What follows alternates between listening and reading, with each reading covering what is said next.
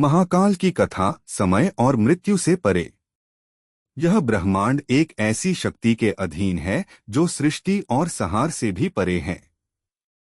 एक ऐसी शक्ति जो न तो समय की धारा में बहती है और न ही जन्म और मृत्यु के बंधनों में बंधती है। वही शक्ति है महाकाल। महाकाल कौन है? संस्कृत में महा का अर्थ होता है महान और काल का अर्थ होता है समय या मृत्यु। महाकाल का अर्थ है वह जो समय को भी नष्ट कर सकता है। वह सृष्टि का रक्षक है, धर्म का प्रहरी है और जब अधर्म बढ़ता है तो वही उसका विनाश करता है।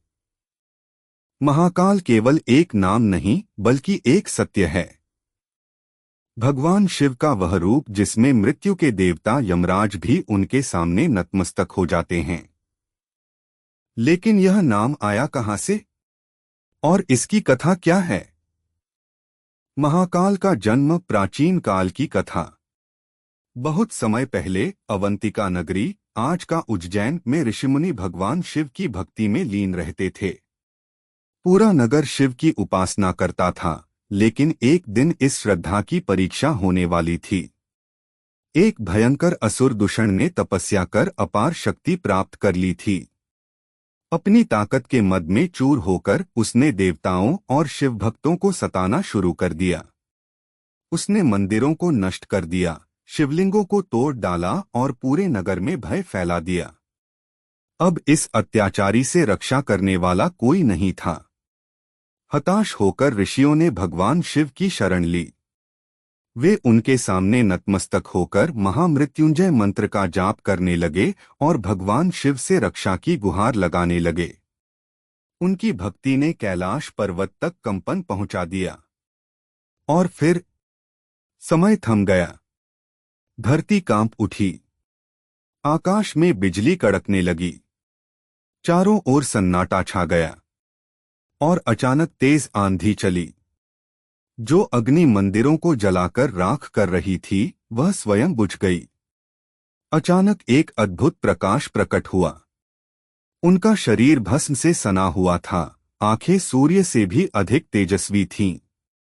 उनके गले में विशाल नाग वासुकी लिपटा हुआ था और हाथों में उनका त्रिशूल चमक रहा था। भगवान शिव प्रकट हुए थे, लेकिन इस बार वे भोलेनाथ नहीं, महाकाल के रूप में आए थे। दूषण, जो अब तक अजेय समझा जाता था, कांप उठा। उसकी सारी शक्ति व्यर्थ हो गई। पहली बार उसे एहसास हुआ कि यह कोई साधारण देवता नहीं बल्कि स्वयं समय का अंत करने वाले भगवान हैं। महाकाल ने अपना त्रिशूल उठाया और एक ही वार में असुर का अस्तित्व समाप्त कर दिया। न केवल उसका शरीर बल्कि उसकी आत्मा भी नष्ट हो गई, वह इतिहास से मिट गया। भगवान शिव ने घोषणा की कि वे उज्जैन में सदा के लिए महाकाल रूप में विराजमान रहेंगे। यही कारण है कि महाकालेश्वर ज्योतिर्लिंग दक्षिणमुखी है, क्योंकि यह दिशा मृत्यु की होती है और महाकाल मृत्यु के भी स्वामी हैं। आज भी जो भक्त श्रद्धा से उनकी शरण में आता है, महाकाल उसकी रक्षा करते हैं। वे सिर्फ संहार के देवता नहीं बल्कि मोक्ष देने ईश्वर ईश्वर हैं। और यही कारण है कि जब भक्त उनके नाम का जयघोष करते हैं तो वे केवल नाम नहीं पुकारते, वे स्वयं काल के स्वामी को समर्पण करते हैं। जय महाकाल।